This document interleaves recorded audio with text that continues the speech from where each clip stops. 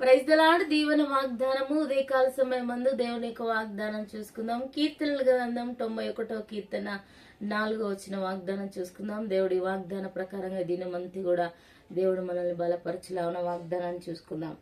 ఆయన తన రెక్కలతో నిన్ను కప్పును, ఆయన రెక్కల క్రింద నీకు ఆశ్రయము కలుగును. దేవుని నామానికి స్తోత్రం. ఆశ్రయం కలిగించే దేవుడు మనకు తోడుగా ఉన్నాడు. తన రెక్కలతో మనల్ని కప్పే దేవుడు మనకు తోడుగా ఉన్నాడు.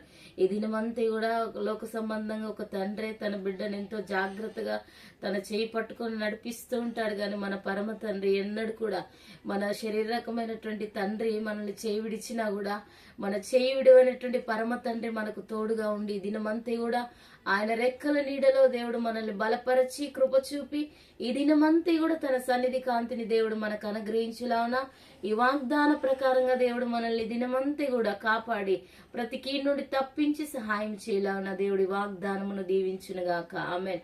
దేవా నీకు వందనాలు. అవును ప్రభువా, నీ రెక్కల నీడలో ఉన్న ఆశ్రయం ఎక్కడ లేదు ప్రభు లోకంలో. నీవు నమ్మదగిన దేవుడుగా నువ్వు ఉన్నందుకే వందనాలు చెల్లిస్తూ నీ కృప చేత బలపరిచి నీ చేత్తో పట్టుకొని నడిపించి సహాయం చేయమని యేసునామమున అడిగి వేడుకుంటున్నాం తండ్రి.